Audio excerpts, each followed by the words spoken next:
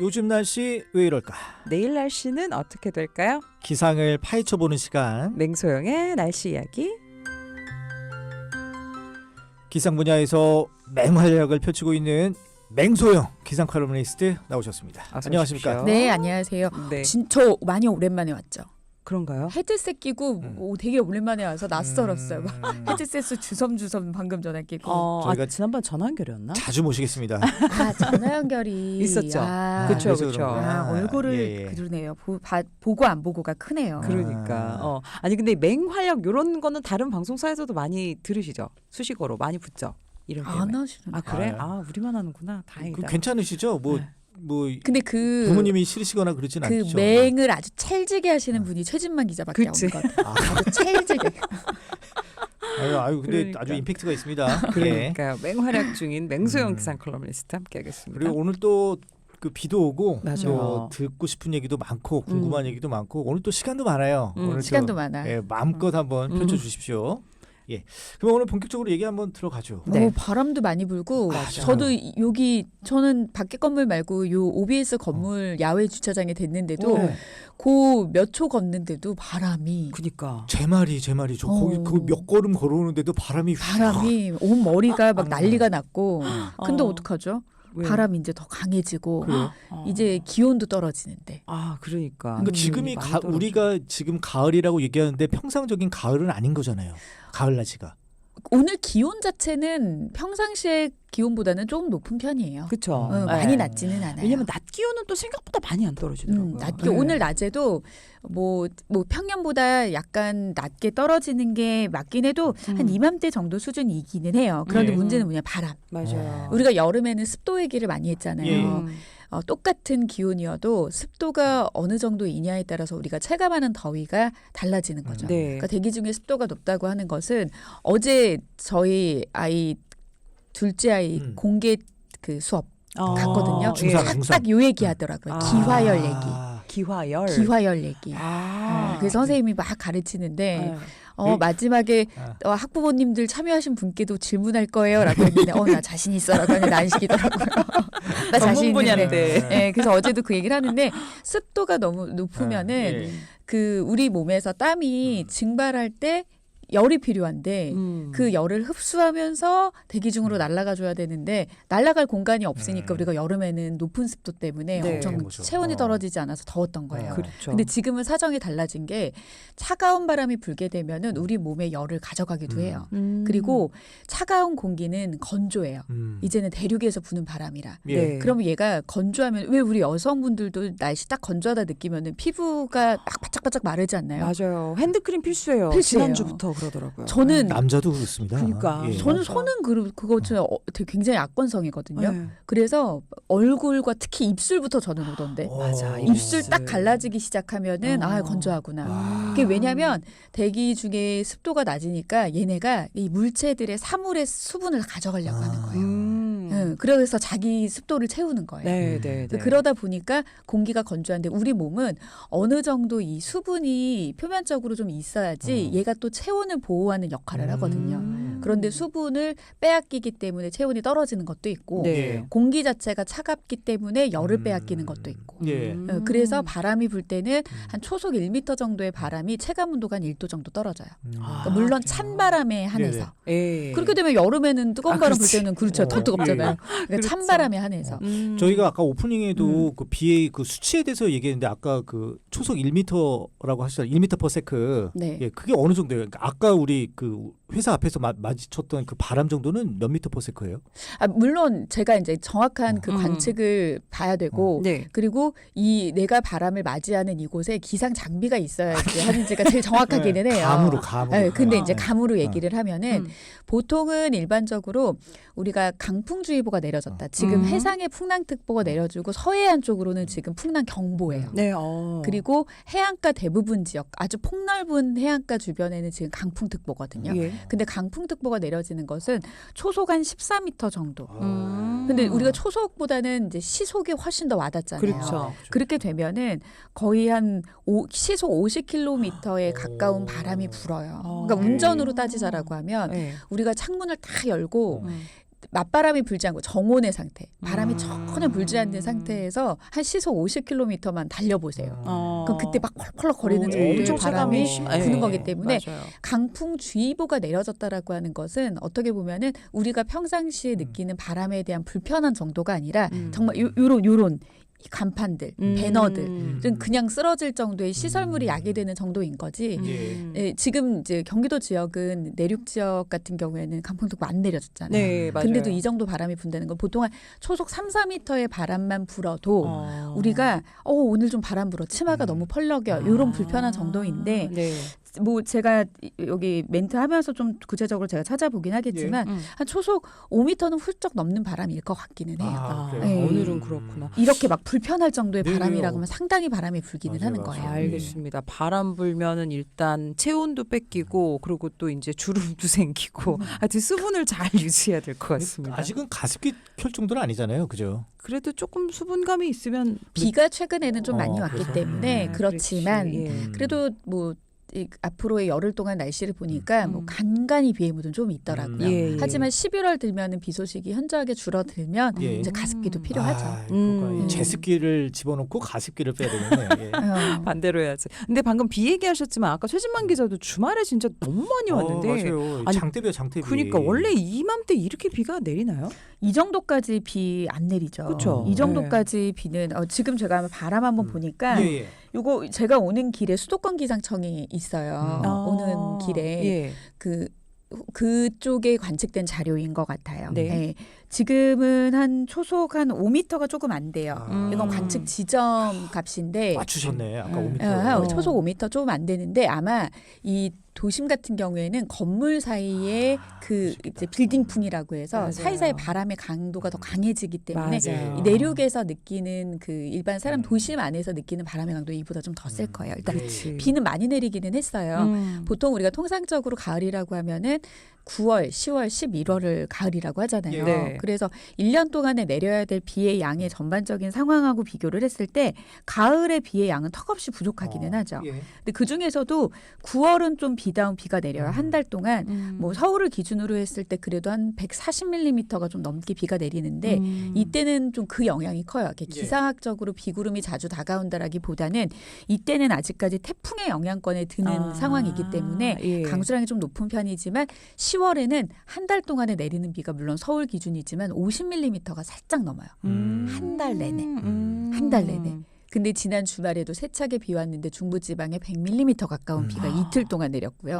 뭐 말이 이틀이지 이틀에 걸쳤으니까 24시간 내에. 그렇죠, 맞아요. 그리고 지금 같은 경우에도 남부지방 같은 경우에는 150mm가 훌쩍 넘는. 그러니까 제주도 같은 경우에는 산간 지역이 통틀었을 때 한 300mm 넘는 것 같아요. 그치, 많이 왔어요. 그러니까 그렇게 따지게 되면은 이번에 비 같은 경우에는 굉장히 많은 양의 좀 비였거든요. 그렇죠, 그렇죠. 일단은 비구름이 발달하는 거는 저기압이 얌전히 들어와 주면은 자기가 품은 양만 비를 뿌리는 건데 지금 찬 공기하고 남쪽에서 따뜻한 공기가 부딪히게 되면 비구름은 더 발달해요.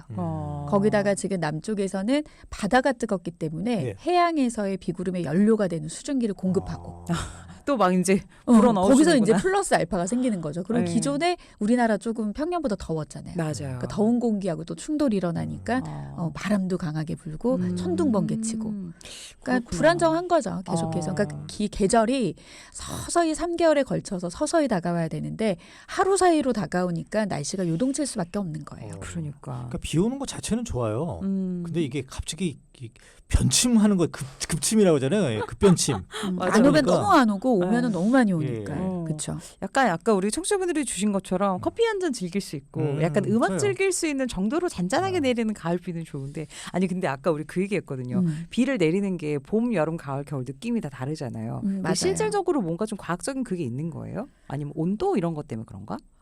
그 내리는 느낌도 그렇고 맞는 느낌도 그렇고 뭔가 좀 많이 그거는 그럴 다르잖아요. 거예요. 왜냐하면 비구름에 다가오는 위치도 좀 달라요. 네, 좀 북쪽에서 내려오는 비구름 같은 경우에는 찬 공기가 파고들면서 좀 내리기 때문에 그래서 왜 장마 전선도 북상하고 남하하면은 전선상에서 내리는 비는 똑같잖아요. 그런데 남쪽에서 이제 내리는 비 같은 경우에는 이제 뜨거운 공기가 차가운 공기로 이제 침투하면서 이렇게 내리는 거기 때문에 그렇게 거세진 않아요. 이렇게 폭넓은 지역의 비구름이 형성이 되는데 있는데 찬 공기가 밀고 내려오는 거는 찬 공기가 밑으로 파고들면 굉장히 세거든요. 맞아. 예. 그러니까 어느 위치에서 내리느냐가 결국에는 그 계절에 또 우리가 느끼는 비는 똑같지만 기압 배치가 달라요. 그래서 그래서 분명 뭔가- 내리는 그 비의 형태의 느낌은 다를 수밖에 없습니다. 그냥 체감만이 아니군요. 예. 같은 맥락에서 그러면 계절마다 구름의 모양도 다 다르다는 얘기네요. 그러니까.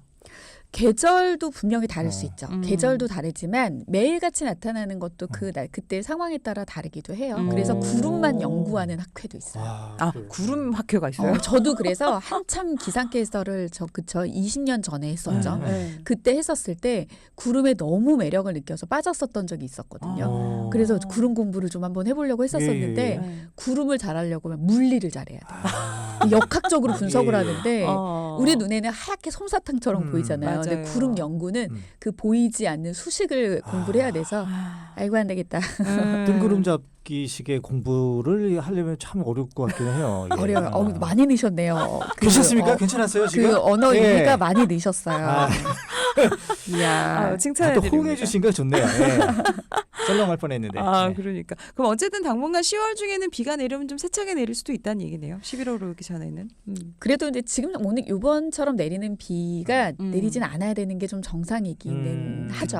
그치. 하지만 이제 그만큼 물론 이렇게 갑자기 나타나는 날씨를 다 기후 변화라고 표현할 필요는 없어요. 그냥 그때 상황이기 때문에. 예. 그래서 예전 같지 않은 그런 날씨 상황이니까 좀 예보 잘 살피고 그리고 이번처럼 바람의 그 비구름은 이미 오전이면 다 빠져나가거든요.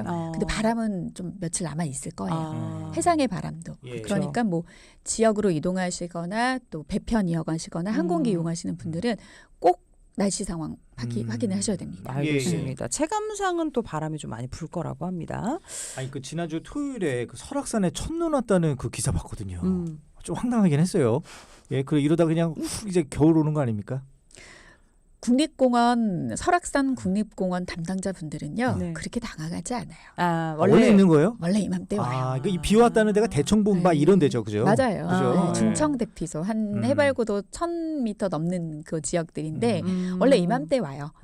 그래서 뭐 작년보다는 이틀 빨랐다? 왜 이렇게 헷갈리지? 그리고 뭐 전보다는 9일 정도 느렸다. 2022년보다는 뭐 이런 표현을 하는데 그 기상청에서 관측하는 첫눈 같은 경우에는 아무래도 사람을 좀 기준으로 하기 때문에 네. 우리가 머무르고 있는 이 평지에서 언제 내리느냐. 이때는 11월 넘어가야 돼요. 그래서 만약에 11월 10일 전에 내리면은 올해 첫눈 좀 빨랐다. 뭐 이렇게 관측하고 그리고 그 첫눈도 왜 첫눈이라고 해서 처음부터 한방눈 내리나요? 진눈깨비 막 이런 거죠. 그것도 우리 다음에 할 거죠. 우리 내가 인정하는 첫눈의 기준이 그래, 무엇인가. 맞아. 뭐 이런 거 나중에 퀴즈 하시면 좋아요.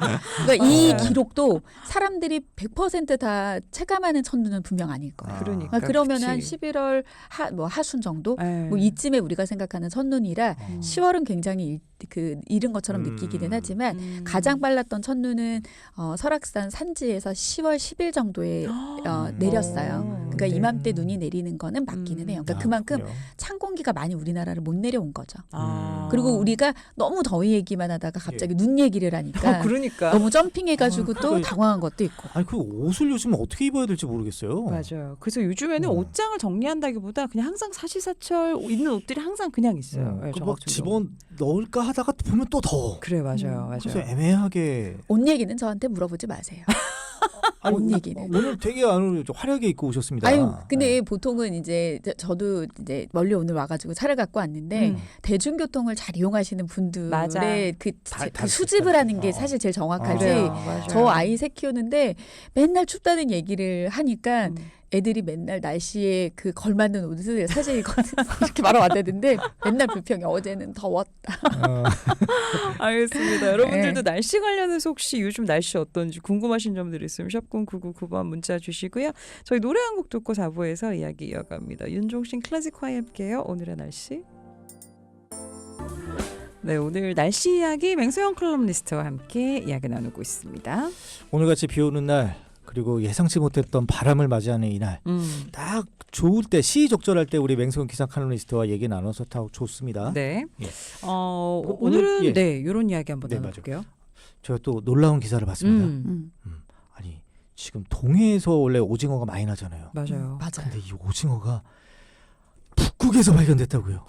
이제는 오징어도 근데 이런 얘기 해도 되나? 네. 우리 막 이런 얘기하다가 갑자기 돌변해서 그랬다면서요. 너무 웃긴다. 아니 근데 진짜 오징어가 진짜 보기 힘든 거죠. 어항량이 확 준 거죠 지금. 맞아요. 국내 유일의 쇠빙 연구선. 이 아라운호는 극지역에서 얼마나 빙하의 면적이 줄었는지 그런 것들 이제 원인을 분석을 하면서 왜냐하면 극지역이 지구 온난화에 가장 취약한 지역이고 지구 온난화 속도가 굉장히 빨라요. 그리고 극지역의 변화가 전 지구의 시스템을 바꾸는데 엄청난 영향을 하거든요. 예. 이런 아라운호가 78일간의 북극 연구 항해를 마치고 돌아오는 길에 전남 광양항에 지난 9월에 도착을 했는데요. 예. 돌아오는 길에 북위 77도 고위도 지역에서 처음으로 오징어 유생을 발견했다고 해요. 그러면 오징어가 그 북위 77도에서 만났을 때 굉장히 이례적인가? 사실 지난해 같은 경우에도 오징어를 발견을 했었어요.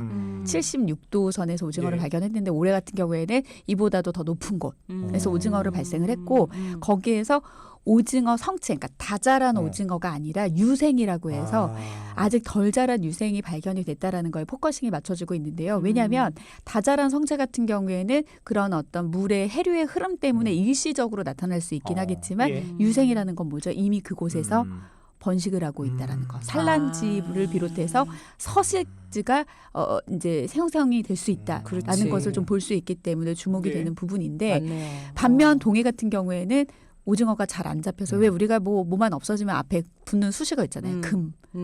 금징어라고 한 지는 금징어. 이미 오래됐는데 맞아요, 아예 맞아요. 요즘에는 업징어. 없다. 없어. 없어서 업징어가 됐는데 요 오징어가 극지역에서 이렇게 발견이 됐다라고 하는 건데 사실 수온 상승으로 이렇게 서식지를 옮긴 건 오징어만이 아니에요. 그렇죠. 남쪽부터 따지면은 굉장히 많은데 베링의 북극 연안 쪽에서는 또 대게가 많이 잡히는데요. 예. 지금 이보다 더 북쪽으로 올라갔대요. 그래서 북극해가 더 뜨거워지면은 도대체 이 어종들은 지구상에서 가장 차가운 곳을 향해서 갔는데도 없다면 어떻게 되는 걸까요?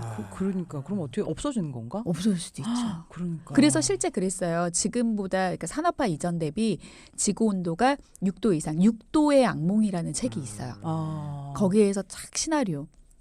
이때 그 책을 쓴 그 이제 어떤 과학 컬럼니스트였거든요. 네. 그러니까 그 당시에 지금까지도 태풍의 가장 위력을 남겨줬던 기록적인 태풍이 미국에 영향을 줬던 카트리나. 근데 그게 한 2004년인가 그래요. 그 현장을 보던 기자였거든요. 네. 너무 충격을 받은 거예요. 그래서 지구 곳곳에서 일어나는 그런 기후 변화의 조짐들을 다 다지면서 그 당시에 이제 컬럼니스트가 쓴 거죠. 시나리오를 쓴 거죠. 만약에 지구가 1도가 상승이 되면 이런 일이 발생을 할 거야. 2도가 상승하면 이럴 거야라고 해서 본인이 보고 취재한 거를 토대로 시나리오를 쓴 거예요. 근데 그대로 이뤄지고 있는 거예요. 그래서 아마 2021년인가 2022년에 그 작가가 또다시 최종 경고, 최후의 뭐 경고였나? 6도의 악몽이라고 다시 썼어요. 이미 일어났기 때문에 너네 도대체 이렇게 안 할 거야? 우리 이렇게 하면 안 돼? 라고 다시 책을 이제 거의 10여 년 만에 썼는데 그때 6도의 악몽에서 6도 올라갔을 때 지구가 2억 5천만 년 전의 시대로 돌아가는데 이때 생물의 95%가 멸종한다라는 이야기를 했었거든요. 그러니까 우리가 15분 간격으로 굉장히 많은 종들이 멸종을 하는데 이런 기사들을 봐야 아마 체감을 하시는 것 같아요. 그러니까 사실은 평소에는 잘 모르죠. 이게 또 바다에 무슨 생선이 없어지고 맞아요. 뭐 올라오고 모르지만 아니 오징어 얘기해서 그렇지 우리 사과도 있잖아요. 대구 사과 이거 옛말이라잖아요. 그렇죠, 강원도에서 사과를 재배할 정도라고. 맞아요. 많이 바뀌었어요. 지난 지역이. 그 여름에 제가 강원도 갔을 때 그냥 노지에서 사과나무가 많더라고요. 강원도 지역에. 그것도 내륙 지역에 흔하더라고요. 네. 그래서 이렇게 살펴보면 이미 오징어는 그 어획량이 많이 줄었어요. 바다가 따뜻해지다 보니까. 또 비싸겠네요 또. 예. 그렇죠. 그러면 가격으로 가죠. 근데 1970년대만 해도 67,922톤이라고 하면 거의 7만 톤에 가까운 수확량이었는데 예. 2022년 들어서는 무려 6분의 1, 7분의 1이나 줄었어요. 1만 톤. 그러니까 10,000톤 가량밖에 생산이 안 되고 뭐 고등어 같은 경우에도 지금 어떻게 보면 동해에서는 고등어는 그렇게 많이 포획되지는 않았었거든요. 그런데 오히려 올해 들어서는 고등어 같은 경우에는 동해에서 더 많이 잡히고 원래는 남해였거든요. 그러니까 이런 것들이 변화들이 굉장히 많이 나타나는 그런 것들이 뭐 명태 같은 경우에 우리 지금 명태 지금 어획량을 살펴보니까 우리나라에 1970년대에는 한 10,000톤 정도가 잡혔어요. 네. 그런데 2010년대는 없어요. 없어. 어획량이 그치. 없고 맞아. 10년대도 없었으니 당연히 2020년대는 당연히 없겠죠. 맞아. 원래 명태는 다 요즘엔 다 러시아산 이렇게 알고 있잖아요. 그리고 참치 같은 경우에는 오히려 없다가 네. 지금 최근에는 늘고 있는 추세고. 음. 그러니까 이제 따뜻한 바다에 있는 그런 어종들이 이제 우리나라 쪽으로 많이 올라오는 거죠. 음. 방어 맛있잖아요. 아우, 겨울에. 방어 옛날에 귀했는데 방어 요즘에 흔하잖아요. 많아졌어요. 많아졌어요. 네, 많아졌고 이런 난류성 어종들이 가격도 좀 저렴해졌어요. 맞아요. 네. 방어가 맛있거든요. 좀 전이었나요? 네, 꼭 제철 드시는 그 분들 같은 경우에는 이제 철이죠. 맞아요. 네, 겨울에 꼭 먹죠. 드시더라고요. 맞아. 방어 먹고 삼치도 먹고. 아니 근데 저는 이런 얘기할 때 항상 궁금한 게 어종이 바뀌었다는 거 왜 우리 옛날에 사회 시간이나 과학 시간에 한류 난류 막 이거 배우잖아요. 맞아요. 이것도 그럼 바뀌었다는 거예요? 한류 난류가 올라온 거예요? 그렇죠. 그러니까 이제 특히 이제 올해 같은 경우에는 이제 또 전어 좋아하세요? 아유 가을에. 집 나가 며느리도 돌아온다고 전어. 맞아요. 전어 구이 진짜 좋아해요. 근데 요즘에는 며느리가 집 전어 가지고 안 나갈 텐데. 남편이 나가지 남편. 맞아. 며느리 나가요. 나가야지. 요즘에 저는 네. 그런 말 했거든요. 아무튼 전어가 이맘때면은 많이 먹는데요. 대형마트에서 아마 이제는 전어 안 파는 곳들 많을 수 있어요.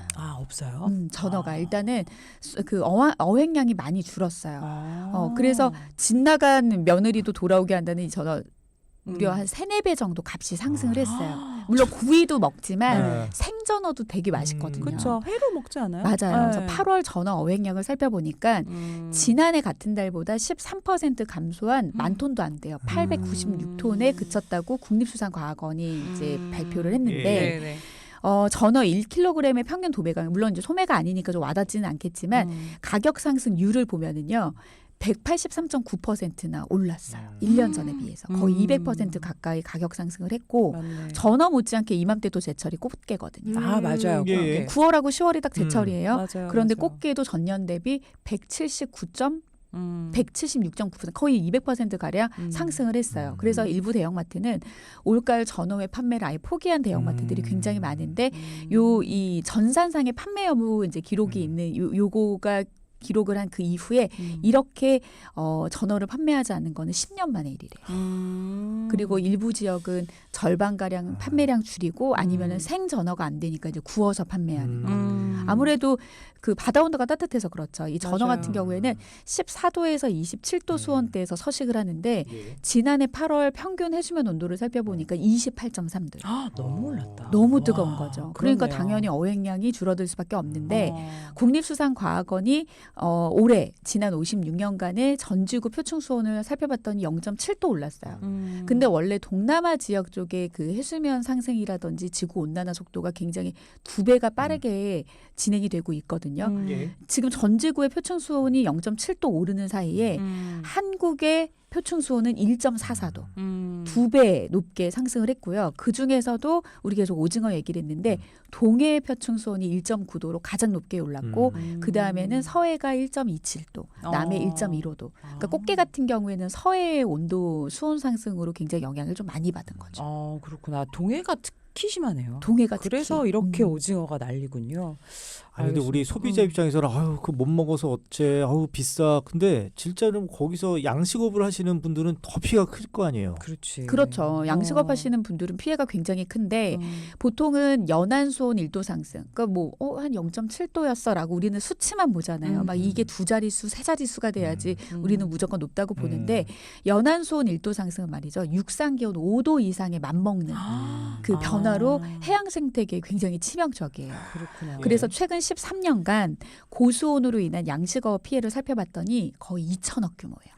1947억 예. 규모고 양식업 피해는 이 중에서 한 60% 정도를 차지했다라고 해요. 네네. 그래서 뭐 최근 충남 서산에는 바지락도 이 고온의 영향 때문에 집단 폐사가 발생을 해서 어패류 역시도 가격 인상을 좀 앞두고 있는 그런 상황인 예. 거고 네. 지난 4일에는 서산의 15개 어촌계 중에서 12개 어촌계에서 신고된 바지락 폐사 피해 면적이 축구장으로 따지면은 네. 축구장 919개 그렇게 하면 진짜 면적에 달하는 너무 많다. 어마무시한 네. 그런 규모. 그러니까 아무래도 유통 구조에 따라서 도소매가 상승은 당장은 안 나타나더라도 뭐 올 겨울 뭐 빠르면은 뭐 4달에는 네네. 분명히 나타날 겁니다. 예. 그러니까 이게 나중에 특산물도 바뀔 것 같아요. 그렇지 그러니까, 않아요? 맞아요. 요즘에는 우리가 딱 생각나는 생각나는 것들이 있잖아. 뭐 속초하면 아까 얘기 뭐 오징어도 먹으러 가고 뭐 그런데 이제는 시간이 지나면 좀 이런 특산물도 많이 바뀔 것 같아요. 우리야 먹는 거에 문제이지만 사실 어업에 종사하시는 분들 같은 경우에는 맞아. 먹고 사는 그러니까. 그런 문제이기도 하잖아요.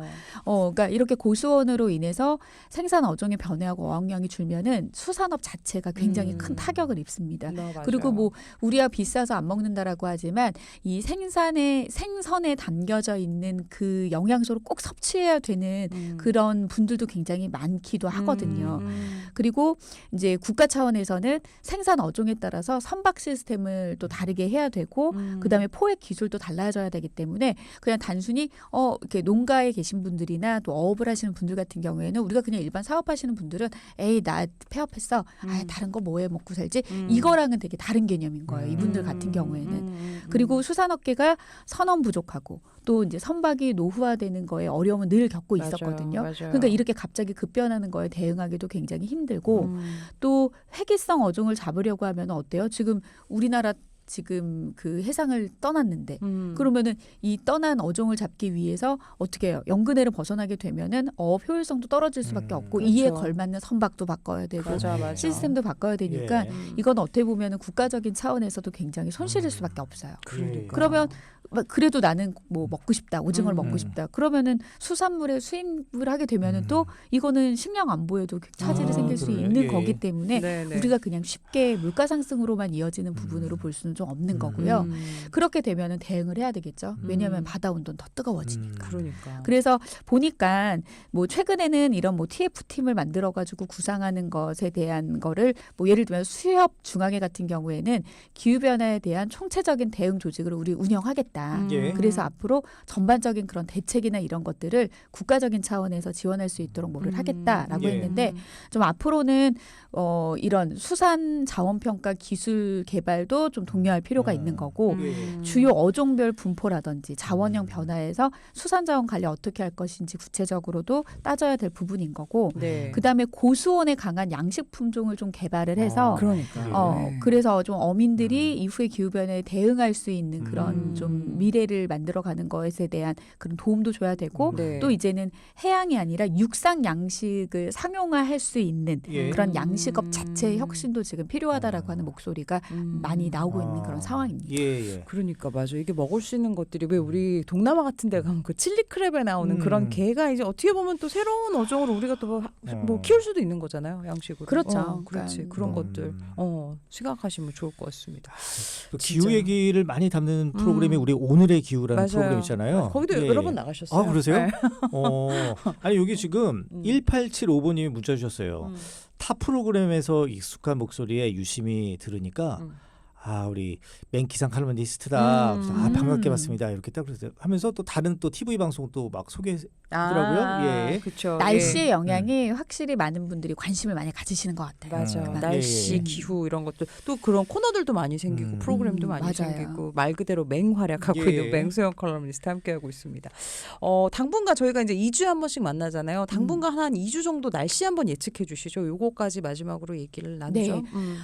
오늘 낮부터가 이미 지금 찬바람이 강하게 불고 있기 때문에 날씨가 추워졌다라는 거를 많이 느끼실 수 있어요. 그리고 내일 아침은 저도 정말 경량 패딩보다는 좀 두꺼운 옷을 입어야 되나라고 저도 생각할 정도로 내일 기온 대비 바람이 강하게 불기 때문에 내일 많이 춥습니다. 그런데 내일 낮부터는 그래도 평년 이맘때 기온 좀 찾아요. 근데 그래도 확 더워진다라기보다는 네. 바람이 남아있기 때문에 근데 후반의 기온을 보아하니 평년 이맘때보다 그래도 한 2, 3도 정도 높은 기온 상태가 또 당분간은 유지가 되더라고요. 춥다는 거지. 네, 맞아요. 네. 그래서 이게 정말 기온 너무 얘기하기가 되게 그런 게 간단히 정리를 드리면 가을은 뚜렷한 특징이 하루 사이에도 기온 변화가 굉장히 커요. 맞아요. 그래서 두꺼운 겉옷 한 벌보다는 여러 벌을 입으라고 하는데 이번 주부터 다음 주까지 날씨 변화는 하루가 아니라 하루 사이에 조금 계절이 왔다 갔다 하니까요. 예. 그러니까 좀 잘 체온이 좀 적응할 수 있도록 우리가 체온이 1도의 변화에도 면역력이 30%가 떨어지고 올라가고의 차이가 굉장히 크거든요. 맞아요. 그러니까 갑자기 추워진다라고 해서 두꺼운 겉옷 한 벌 탁 입기보다는 좀 얇은 옷으로 여러 벌 좀 입어 가지고 적절하게 좀 체온 조절을 하시는 게 좋을 것 같고 예. 이렇게 기온 변화가 큰 날에는 몸에 스트레스가 굉장히 크거든요. 맞아요. 잠도 충분히 주무시고 뭐 우리 먹는 얘기 좀 했지만 제철 음식 그래도 지금 나는 제철 음식 잘 드시면서 맞아요. 건강 컨디션 관리 좀 잘하신다라고 하면 예. 그러면 좀 남은 기간 동안에 기온 변화 들쑥들쑥한 날에 건강 잘 챙기시지 않을까 싶습니다. 맞아요. 또 예. 한절기니까. 모자, 뭐 일단- 목도리 이런 것들 그래, 목도리까지는 맞아요. 그러더라도 스카프나 이런 거 아. 보호를 좀 잘 해주셨으면 좋을 것 맞아요. 같아요. 일단 경량 패딩은 꺼내라. 예, 아. 잠깐이지만 일단은 필요하다. 네. 아니 아까 지구 온난화 뭐 이런 얘기를 해가지고 사실 좀 마음이 좀 무거웠는데 마무리가 역시 또 경쾌했습니다. 우리 또 날씨가 가장 직관적이긴 하니까요. 알겠습니다. 오늘도 날씨 이야기 함께했고요. 늘 여기저기서 맹활약하고 있는 맹소영 칼럼니스트 함께했습니다. 고맙습니다. 네, 고맙습니다. 고맙습니다.